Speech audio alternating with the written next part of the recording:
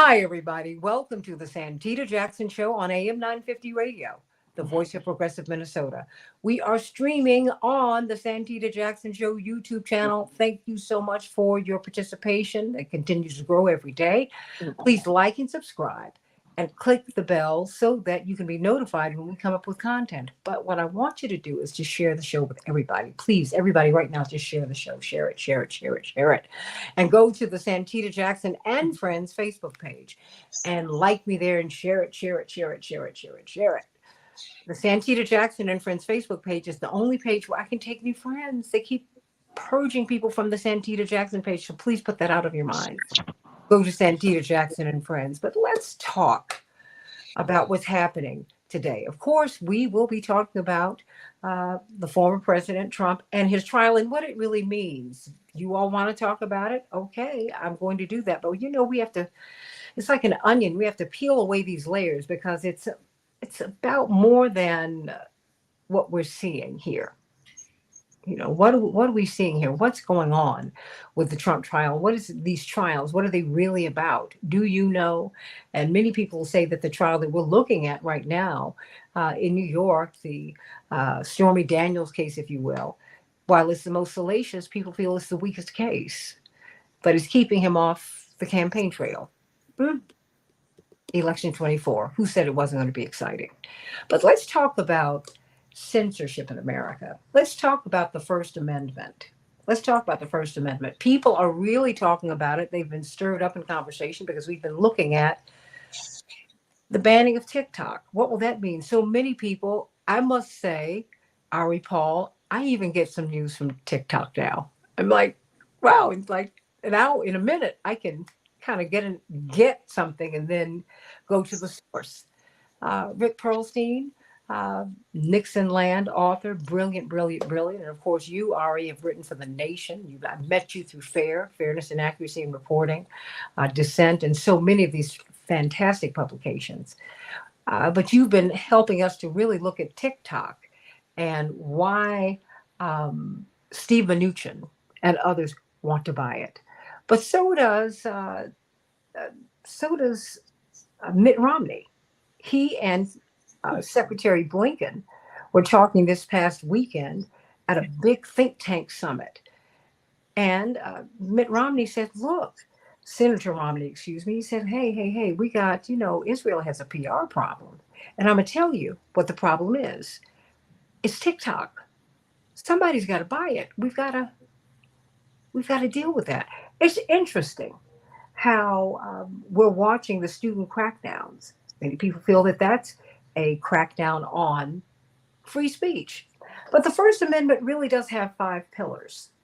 It's religion, it's speech, it's freedom of assembly, it's freedom of the press, and the freedom to petition. And right now, all of those issues are at play. So let's talk about this. Let's talk about this with this magnificent panel. Of course, we're joined by, Dwight McKee is back with us. Of course, Dr. D, that's how you all know him affectionately, senior advisor to Cornel West for president. Daryl Jones, the chairman of the Transformative Justice Coalition. From the senior leadership team of Rainbow Push, the senior pastor and brilliant criminal defense attorney, Reverend Dr. Todd Yeary. But our 2 special guests today, who are no strangers to this show and need their family here, are Rick Perlstein, author of Nixon Land. As I've known him for a long time, he's a dear, dear friend and such a brilliant thought leader. And he writes about the new anti-Semitism. I cannot wait to hear him break that down. That's fantastic. But let me start with you, Ari, because I was struck by your focus on TikTok.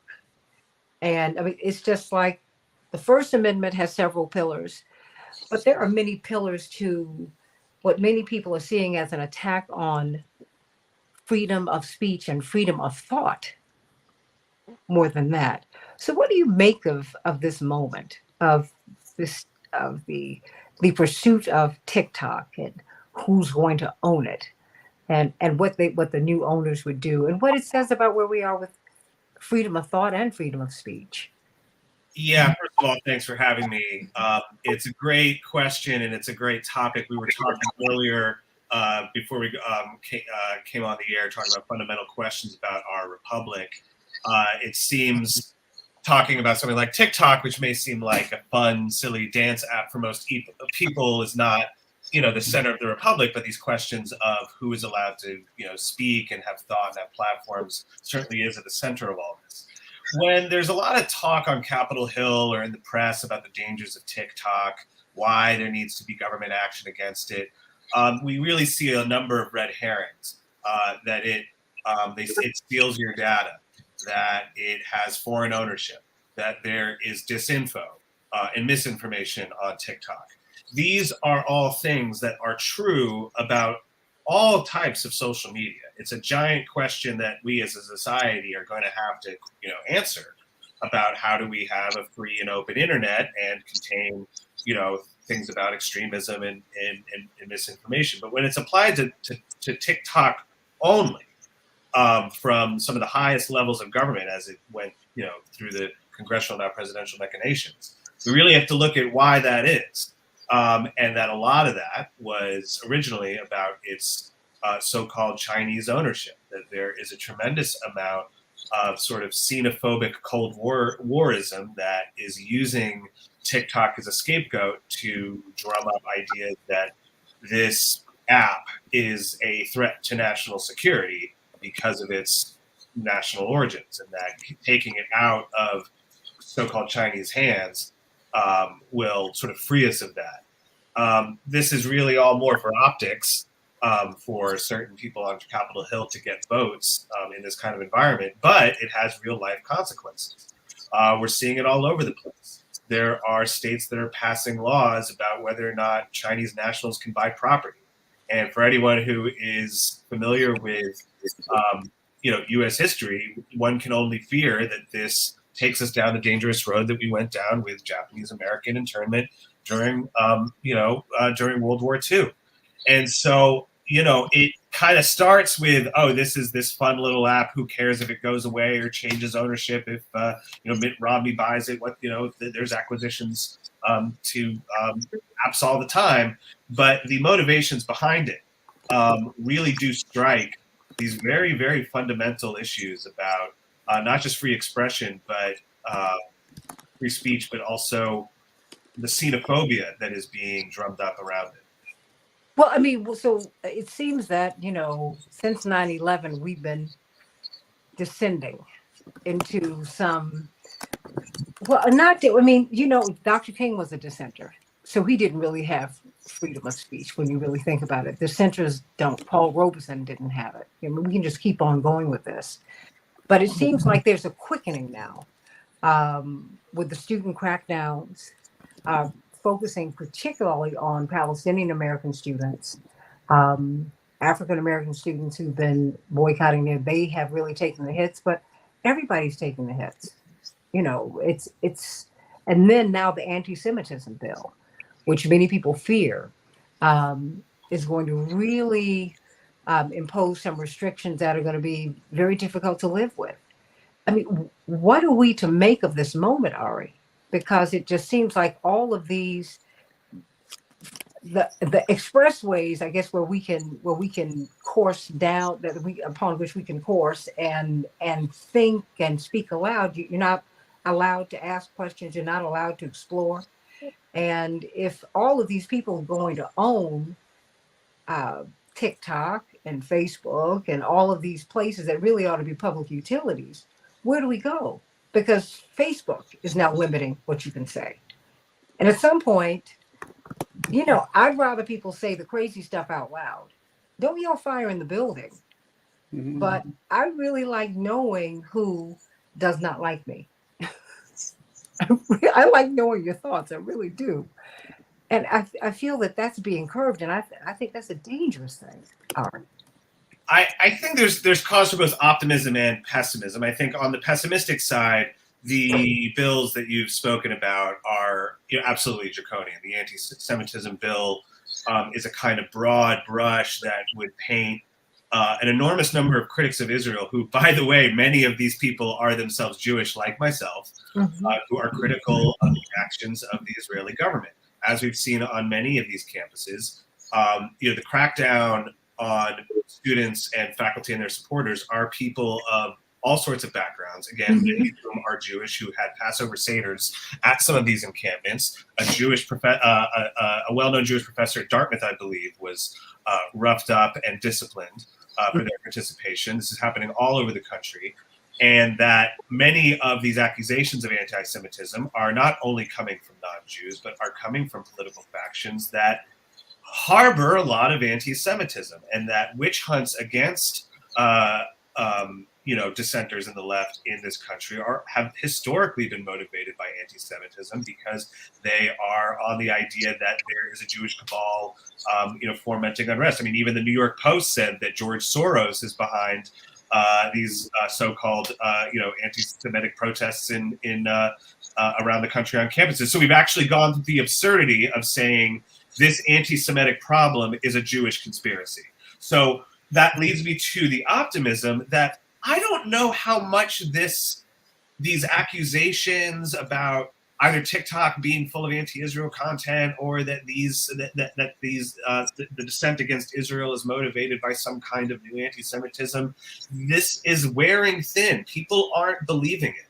I think the people who are predisposed to believe it, the people who make it their political program to defend Israel no matter what it does believe it, or at least use it as a weapon. But I don't think that when you look at that the reality on the ground, that people truly are swayed by this anymore. I mean, we've gone through now, 7 months of this atrocity in Gaza, and there's new atrocity after new atrocity, and the only response that the Israeli government and its defenders can have is, well, you're being anti-Semitic by criticizing it. This doesn't, after a while, it's a broken record. So I have a bit of an optimism that the American people and the world stage just don't take this seriously anymore. I mean, this is not just happening in the United States. I mean, in Germany, we're seeing it even in a worse way, where, again, mostly non-Jewish government officials are using the anti-Semitism club to go after a great many Jewish German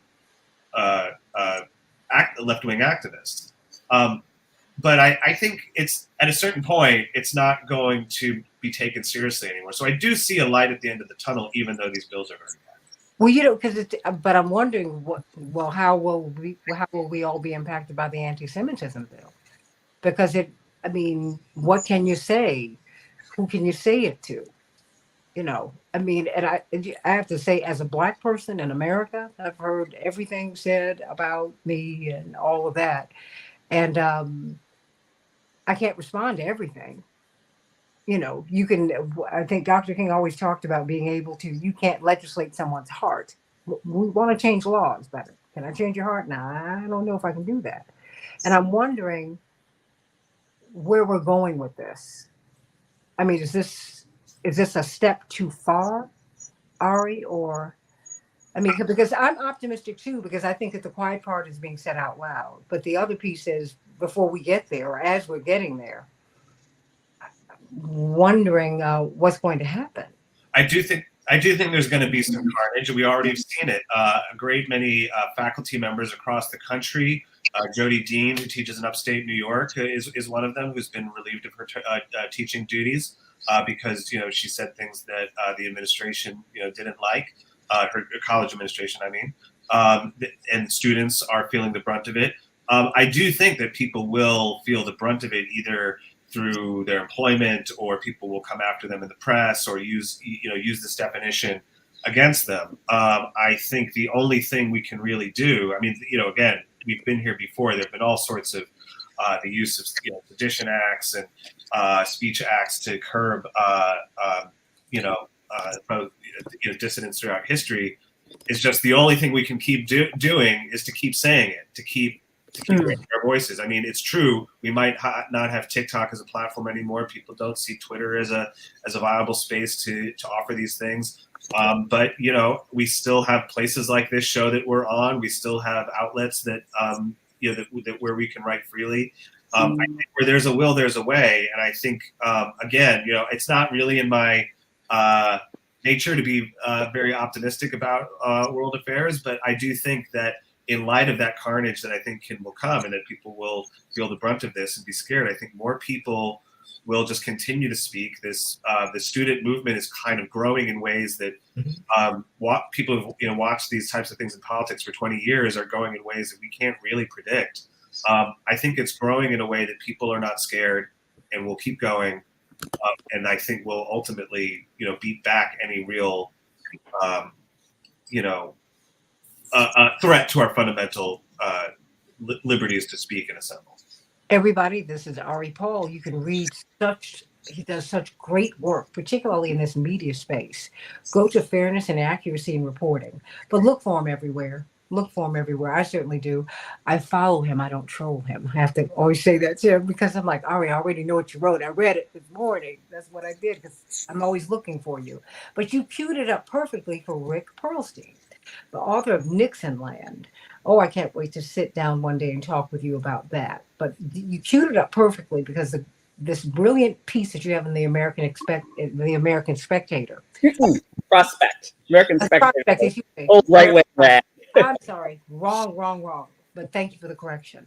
What I appreciate about it is that you go through, well, you're not being pessimistic. I think you're being very realistic. You said we have to really recognize the moment that we're in, because we just had the encampment at the University of Chicago. Yes. Where people don't realize, Reverend Dr. Urey and Attorney Jones and Dwight McKee, Ari, how violent the breakup of this encampment was. And all of this is what we're seeing at UNC Chapel Hill. We're seeing it at UCLA. The police stood down for 3.5 hours. But you cited all of these examples of the violence that's being imposed upon these peaceful demonstrations at this time, which is why I wanted us to talk about, not just the anti-Semitism bill, but freedom of speech, freedom of thought, because what people don't realize about the First Amendment is that this anti-Semitism bill really kind of hits all those points. Yes. You got to look at all the pillars of the First Amendment, and then you'll say, okay, what are we doing here? So first of all, explain what you wrote and what you meant by the new anti-Semitism. It's interesting you said the new anti-Semitism. Easy to misread.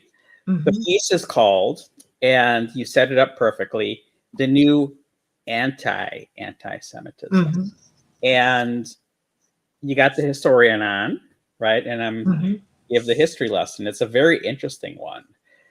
The fact of the matter is there were lots of traditions within Judaism for a long, long time that were not Zionist, right? That didn't think that, or even some of the traditions that were Zionists, who said they had something called cultural Zionism, where they said it would be a great idea for Jews to move to Israel, but this idea of having a Jewish state is not a good idea.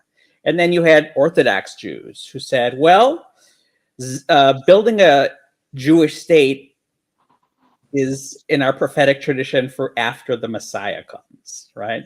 And then you just had people who said there are already people there and we would have to dispossess them. And this is a bad idea. And this included people like, Albert Einstein, prominent Jews, right? So there's all these traditions. And basically the people who thought that Israel should be a state, and some of them were people who said Israel should be a state that should basically dominate, the Arab majority who now lives there, right? Had a political project on their hands. And the political project was to equate Judaism with what had once been a minority opinion, but after the Holocaust, for very obvious and noble reasons, became more of a majority opinion that Jews need a refuge, right? Because no one was taking them, including the United States. We need a Jewish state. We need to be in charge here.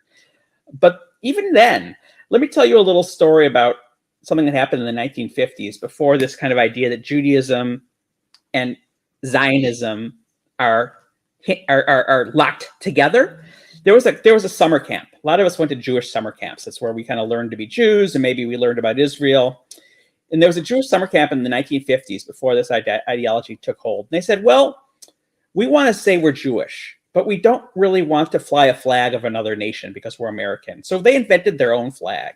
And the flag looked like the Israeli flag. It had the blue stripes, but it had, instead of a Jewish star, which is, by the way, a military symbol, it's a shield, they had a menorah. And people were so disgusted by this, Zionists were so disgusted by this, that they flew above the camp and dropped Israeli flags on the camp, right? So what we're talking about is an ideological contestation. And after, you know, some very scary things for Israel, in which it looked like they might, you know, militarily be overrun by, you know, people who were in fact their enemies, whether you think they should have been their enemies or not, in 1967 and 1973, really this thing took off. And the group, the Anti-Defamation League, which, you know, sees itself as a liberal organization fighting against bigotry, came out with this idea of the new anti-Semitism. And it was very specifically a political project to say, if you criticize Israel, you are criticizing Jews. And they took that on as a project.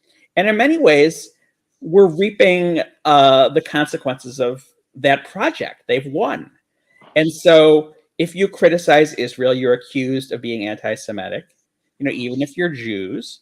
And that's, you know, first of all, terrible for Israel, because every country needs to be criticized, especially one at this juncture, which is run by people who, you know, have a lot of fascistic tendencies and are just so overheated with this notion of vengeance that they're not even acting in their own nation's interest, one could argue, diplomatically, militarily, geostrategically, with any kind of intelligence, right? So they have to be criticized, right? But, you know, we have this coalition that really runs from, you know, the top of the Democratic Party to literal fascists on the right, people who wrap themselves in flags and attack, you know, peaceful demonstrators, and includes university administrators who say our students are unsafe because of quote unquote anti-Semitism, by which they mostly mean criticism of Israel, doing things like breaking up these encampments with the kind of violence you're talking about, and even putting police with sniper rifles on roofs. And the point I made in this piece, which is, you know, complicated, I try and respect all the positions, is that when you have an information environment, which is so deranged, and there's so much kind of Orwellian kind of memory hole stuff, you know, the idea that Jews who are praying in Hebrew are anti-Semitic, right? The idea that criticizing human rights abuses must mean you're anti-Semitic. And you put police on rooftops with sniper rifles, and you also have people wrapping themselves in flags and beating people up, you're dealing with a very unstable environment. The kind of confusions that cause accidental escalations that no one intends, right? If you have snipers who are told there is danger, and we can talk about the concept of danger, who really faces danger, who faces physical danger, who faces psychological danger. If you have that kind of scenario, terrible things can happen that no one can control, right? And one point I would emphasize, because maybe we can change the Democratic Party, I don't think we can change the fascists. Maybe we can change the university administrators, although they're mainly kind of thinking about their donors and kind of keeping things kind of cool and copacetic on their campuses, is that the people in charge of the Democratic Party, like President Biden, are objectively in a coalition with dangerous people in dangerous situations. So if this ends up, you know, in some kind of, God forbid, escalation that leads to death or violence, which I think it definitely could, they're going to be, as we say in Chicago, they're going to be the one wearing the jacket, right? Politics. You don't want to be left wearing the jacket. And it's a very messy, terrible situation. And like most situations involving angry people, and especially angry people with guns and intending violence, it requires a spirit of de-escalation, right, of negotiation. And these administrators are refusing to negotiate. But in places where they did, like in Northwestern, things de-escalated, the encampment went away, no one was hurt, none of the kind of things that people are complaining about that are anti-Semitic and quote unquote unsafe for Jewish students are happening anymore. And I just pray that this can be a happy outcome. And when you talk about speech, you know, I'll just kind of let you break in now, but you know, it's a very, very strange situation when it comes to speech. Let me just give one example of the kind of people who are weaponizing this idea of anti-Semitism. Someone like Governor Abbott. of Texas, who doesn't care about the Constitution and, really acts like a fascist.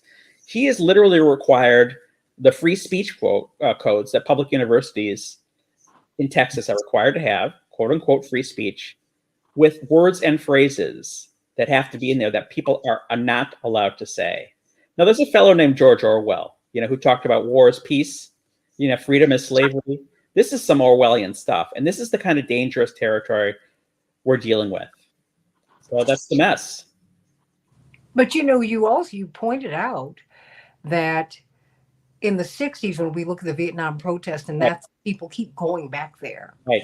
You said, they were peaceful. They were not chanting violent slogans. I mean, it was just much more peaceful, and they had this violence imposed upon them. But you said it's a little different now. Well, so in the 60s, folks were frankly crazier. I mean, it was a situation where young people were very, very uptight because of the fact that, they could get drafted and go to a place where 100 soldiers were being shot every day, right? Mm-hmm. Killed every day. I mean, so, after Dr. King's assassination, Black students, both, very, very, very fearful, right? Mm-hmm. And it's the situation, if you look at this book, Nixon Line, I talk about all these protests, and, just for example, like Kent State, right? Kent State was some place where the violence escalated into National Guardsmen, who were young people, by the way, not much older than college students, poorly trained, shot into a crowd and killed 4 people. And the protesters at Kent State had just burned down a building. And then when the firemen came to put out the building, they cut the fire hoses. And a New Left leader had just gone to campus and said the first duty of a revolutionary, which a lot of them consider themselves revolutionary, was to kill your parents, and I mean that literally. Wasn't that Abby Hoffman? Crazier than when you're talking about people who are intense, chanting things that maybe some people consider offensive, and making specific demands. Right. So to equate these two is just another one of these informational derangements that's happening. Mm-hmm. It's one of the ways we're going crazy. Well, it seems that we are going crazy. I mean, so what do you see? I mean, when I was reading about the TikTok ban, and they've been closing in on that. I mean, I don't even want to get into the Patriot Act because it just seems like walls have been closing in on us for quite some time, but it's accelerating. Yeah, I mean, it's one of these things where so many terrible things are connected. I think Ari made some great points, and Santita, you made a really good point. You said these things should be public utilities, right? Yeah. There's a professor at Harvard, right, who wrote a book called Code is Law.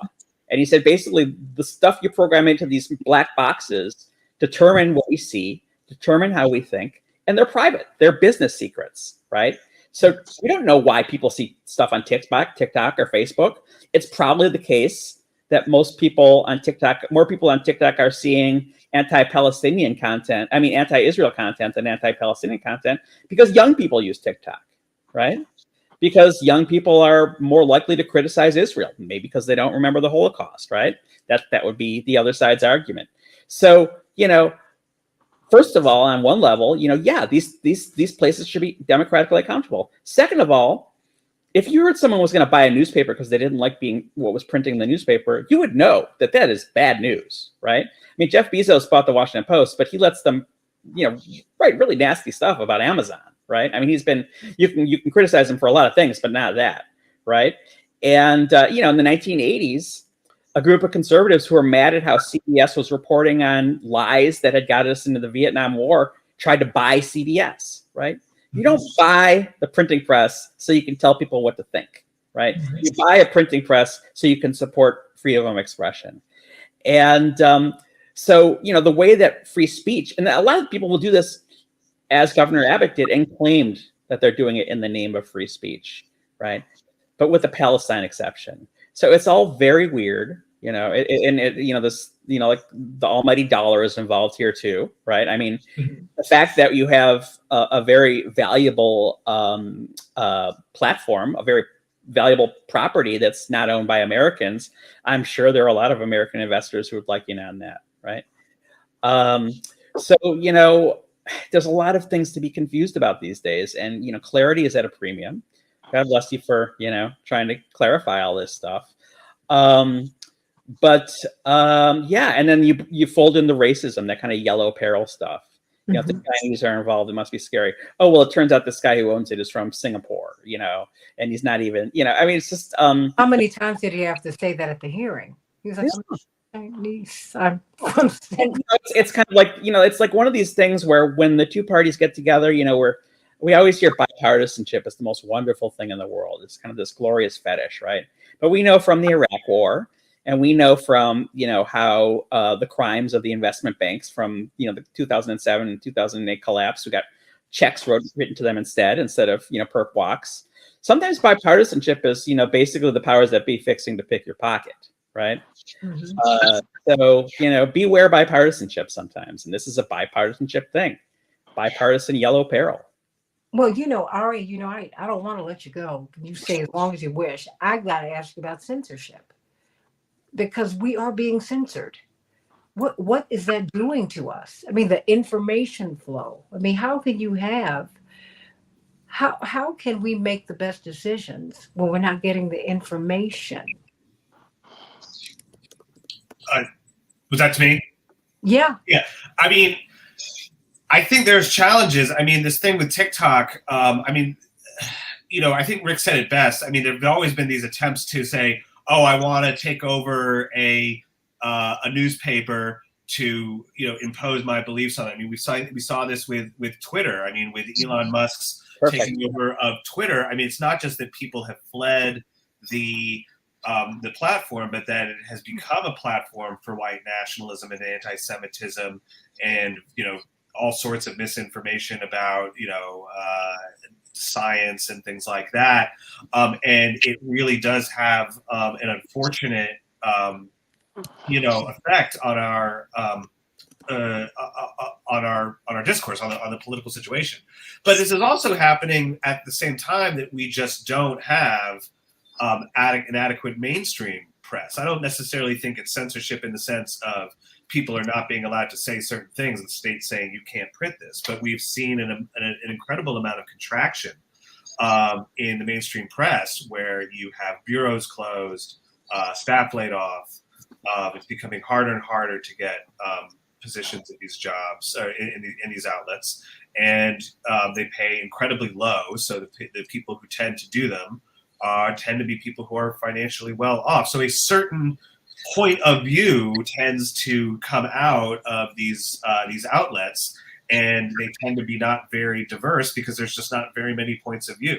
So it's there's a big constriction of information that has a very, very bad effect on democracy, because democracy really is all about the more voices the merrier. I mean, there are all sorts of attempts to build new platforms, but we're just hearing, we've been hearing for weeks now that places like The Intercept, which were supposed to be a place to foster investigations and accountability journalism, is just simply running out of money because there's not a good funding stream to prop something like that up. I mean, it reminds me also, I mean, sort of just, in a related story, right, that there was a person who had, I guess, recently resigned from NPR, who went to the conservative press to say that, NPR is too liberal. They don't tolerate, conservative points of view, which really were about, not necessarily. I think a lot of it was motivated by this person's views on Israel, but. One could say the same thing about the Wall Street Journal editorial page or the New York Times editorial page. That this idea that that there is just too much anti-power viewpoint in the mainstream press is just, unfortunately, if you look at the numbers, not true. Dwight, you lived through.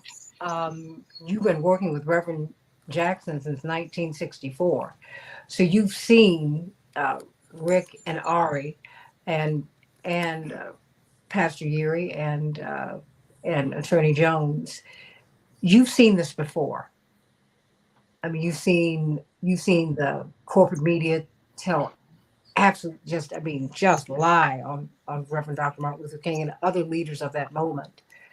Um, and you've seen we've lived through times when you couldn't. There's certain things that you just couldn't say. What do you make of this moment? I mean, is this bringing us to a very critical time as we are trying to figure out the state of the republic and whether we're going to be one anyway? Is that for me? That's for you, Dwight. I Yes. don't understand what the question But my is. question is, I mean, where is the republic when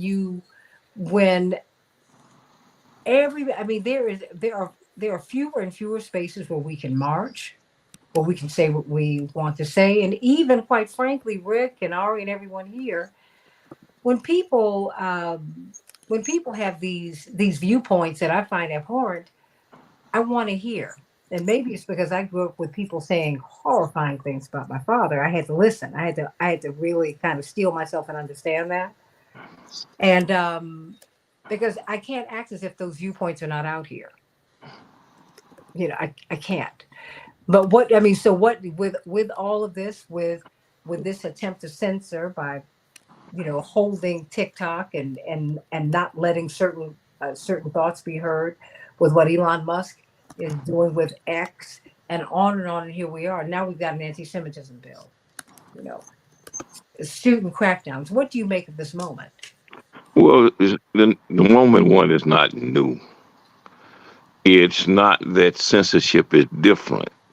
Is that in the old days there were less options, so you had more controlled censorship. So with three networks, and they're giving all of the news, and that many of most of what you in 4 or 5 major newspapers reporting all the news, then you were very limited in terms of information you was getting. You just didn't know how limited you were. With the advent of all this new media and the advent of more information and more options for information, now they have to control that part of Mm. the empire where they didn't have to do that before. So the media's always been controlled. Mm-hmm.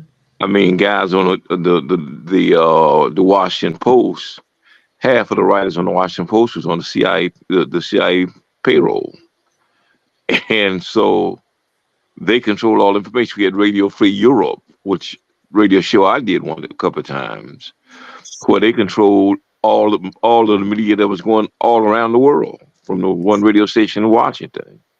And when you went to Radio Free Europe, they had rooms for every country, and they would send propaganda through every country.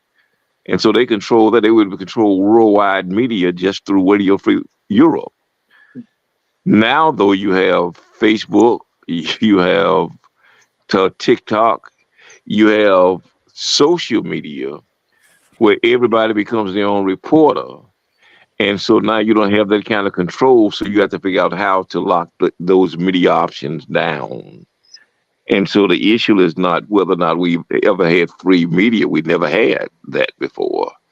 The issue is now they have to work harder to control the options for media, that many of them are new. Well, do you think that with the student crackdowns, TikTok, et cetera, where do you see this anti-Semitism bill going? Well, most of the Because it focuses anti-Semitism, on a people. mo- the bill will pass because they're intimidated by APEC. But most of the anti-Semitism is being driven by the Zionists. It's not that the Zionists has made this uh, us or you all proposition, and that if you don't agree with what we say and what we do, you are anti-Semite.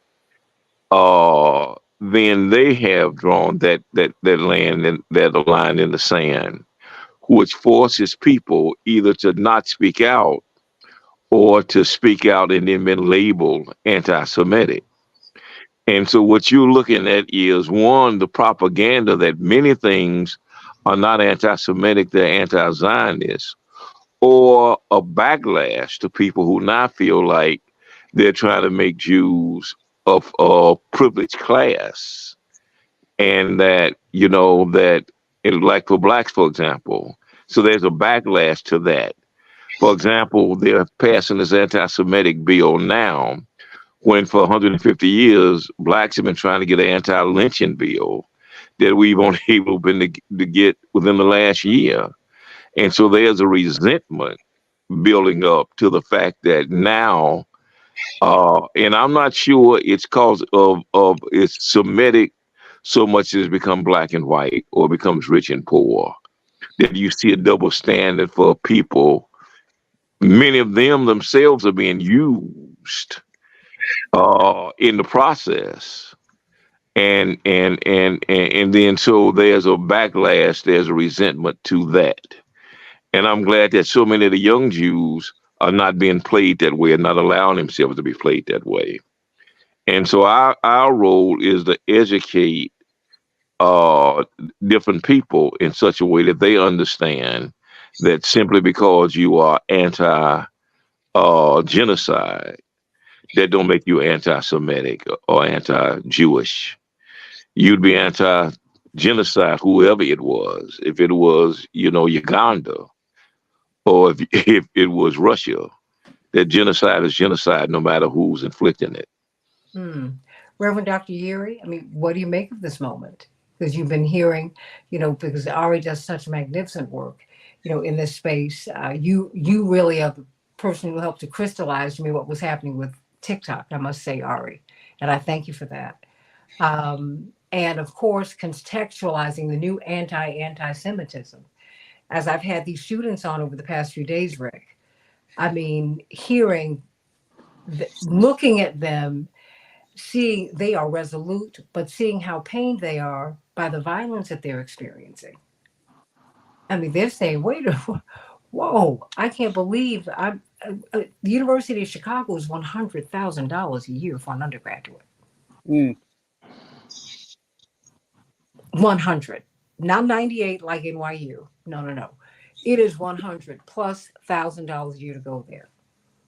And at 4:40 in the morning, their encampment was broken up by people who were in SWAT team gear, while Muslims and Jews and Christians had been singing songs of faith together just a few hours before. Reverend Dr. Yuri. So, a couple of things. Let me start with the last point you made about the cost of being able to participate in the educational experience at the University of Chicago and like institutions.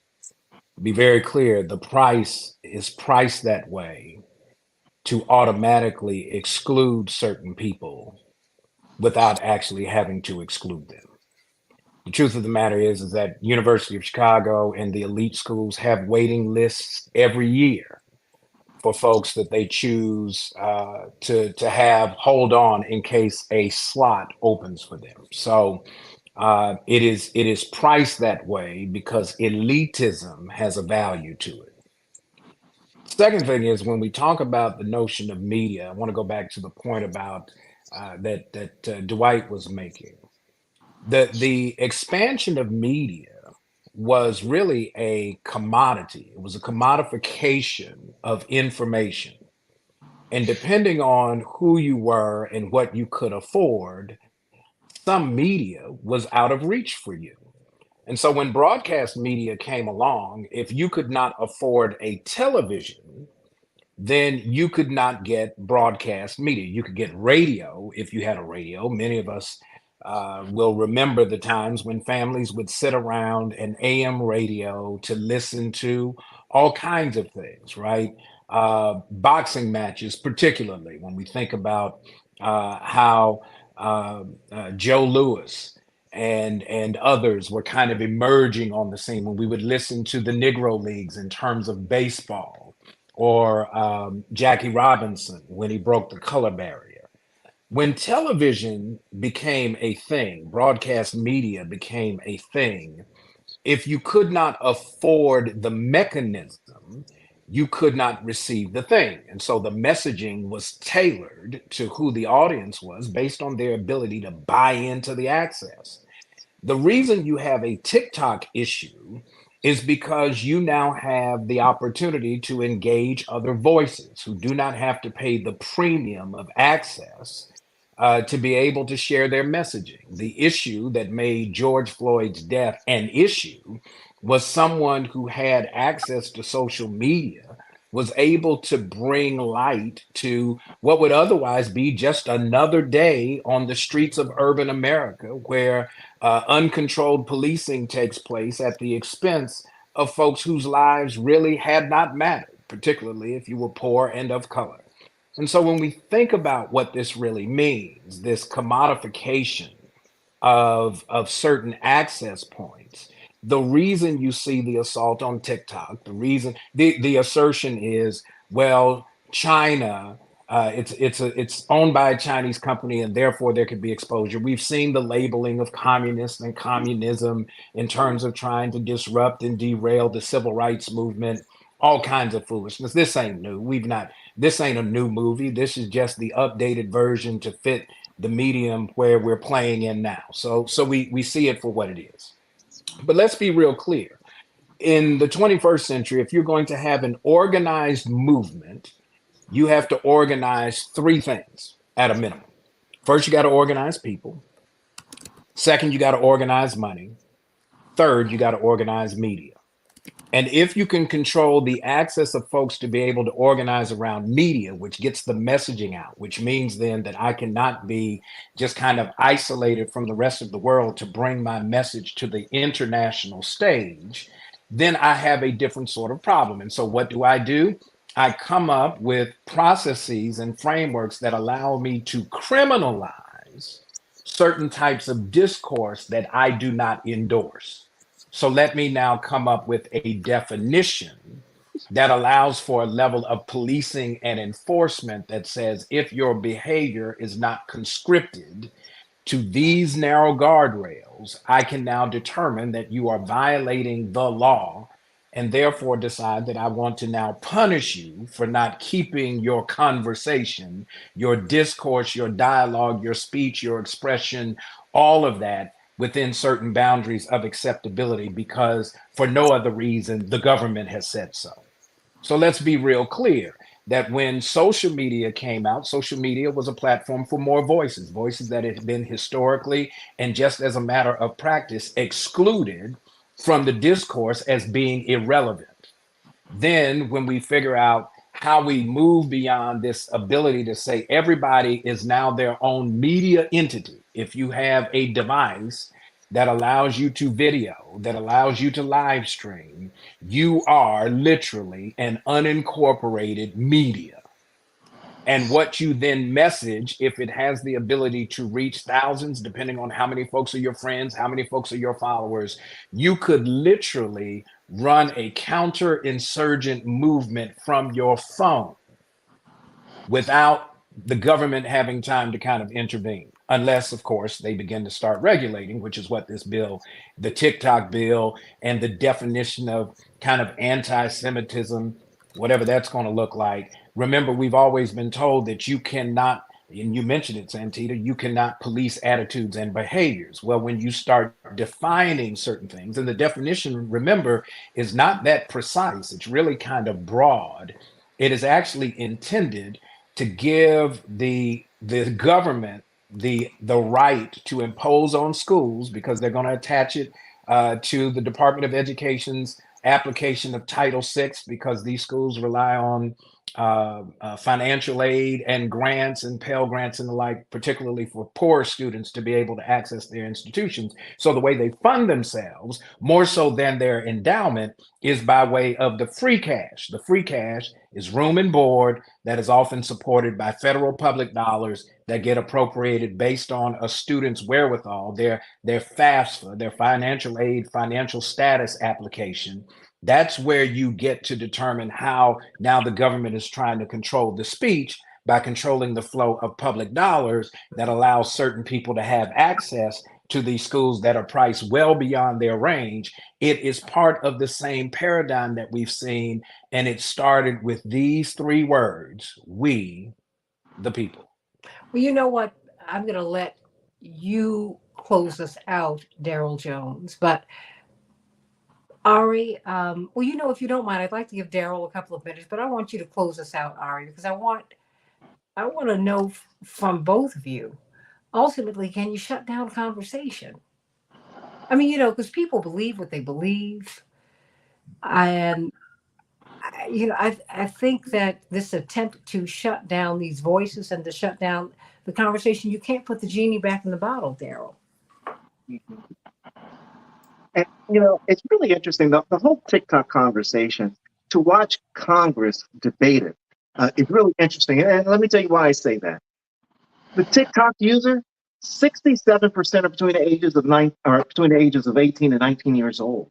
So the demographic that is the focus of TikTok is nowhere near those that are members of Congress. The youngest member of Congress is what, 35 or something like that? He's 33, he's Maxwell like Cross, 20, Max is like, I think he's like 28.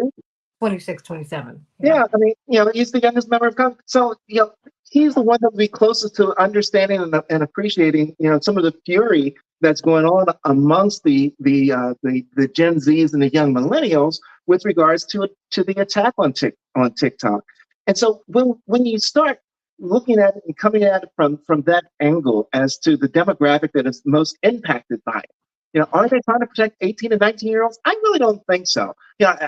I think there's another reason that's underlying all this. It certainly has a lot to do with the free speech piece to it.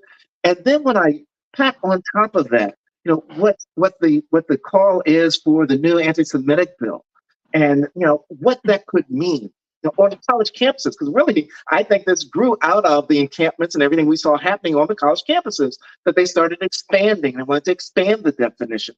And what that could potentially mean is that some of the universities that could be impacted through the federal Department of Education could say, you don't get funding if you have these encampments up there because of the fear that's there, because of the anti-Semitic piece that's there, that under this new definition. So to me, there seems to be a really huge attack that's on our young voters that all of this really points toward.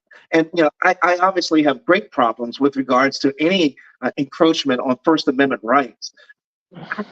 This whole piece with TikTok, this whole piece with the renaming and redefining what it means to be anti-Semitic, I have great problems with it, and I think that most of the young voters are going to have great problems with it too, Santita.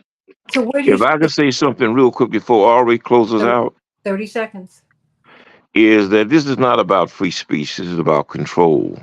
We saw the same thing happen with the crime bill when they criminalized black behavior, and then following the crime bill became the prison industrial complex. It gave them a pretext to lock black people up based on behavior that they didn't approve. You saw the same thing in the black codes, is that they made being black a crime. It's whenever they have an element that they can't control, they pass laws to criminalize that in order to maintain control of the population. So this really has nothing to do with free speech, because you still have the freedom to speak as long as you say what you want them to say, what they want you to say. It's Right. really about more control. Well, that's why I said open with freedom of speech and freedom of thought, and looking at the five pillars of the First Amendment, because we only think it's about speech. They said no, religion, assembly, petition. I mean, there's a whole lot in that space, but can you control that? I mean, because these young people, Ari, the last 2 minutes belong to you. They didn't. They didn't seek our permission, and you're younger than I am, and they're younger than you. They didn't seek our permission on their change of mind about policy. They just went on about their business. These young Jewish kids and these young Palestinian kids and these young black kids and these young Asian kids have gone down the street on, this is what I want our policy to look like. Yeah. They're not asking our permission. Well, I've read a lot in the press about what's going on with this generation. There's a sense of urgency with them that I think is profound in this generation of activists. They, this is a group of people who, someone said it on Twitter or social media. This is a group of people that said they said, what are the police going to do when a shooter comes into my school? The cops aren't going to do anything. That they grow up with a profound sense that institutions are not there to protect them, that the police are not there to protect them, that university administrations are not there to protect them, and that the U.S. government foreign policy is not is not there to protect them. So there is they kind of have a little bit of a nothing to lose feeling that I think is driving a little bit of this, and I think it provides that urgency, and I think it shocks a lot of people when they read about it in the news. But I think that is what is driving the fearlessness, and just the courage to stand up, in what really looks like very ugly and strong state violence. Well, everybody stay tuned, because guess what? If you go to TikTok as it exists now, I mean, do you think they're going to, will they be forced to sell it, Ari? What do you think? I mean, I think it's going to go through the machinations of the courts. I think they're definitely going to fight this, with all they got. I think there will probably be some sort of regulatory intervention, and TikTok may be affected. I don't think it's going to go anywhere. I mean, I think you'll still be able to log on, but it can certainly get broken up. And as we talked about earlier, that's ultimately what probably should happen to all social media. They should be anti-monopoly, making these things public utilities, but we'll see. Yeah, I think they should be. We all use them, and you know what? No one should own them. But, then people own radio stations. They're supposed to be public utility too. Ari Paul, Fairness and Accuracy in Reporting, The Nation, Dissent. He just does so much great work, but I always lock into Fairness and Accuracy in Reporting so I can find out just what he has done. But follow him on X. That's what it is now. It's not Twitter anymore. And you're going to get you're going to have your mind expanded. Let's talk about Donald Trump in the next hour. What is going on with these trials? What is going on? There's got to be something else going on. And it is. And we're going to talk about it on the Santita Jackson Show. Sending you much love, Ari.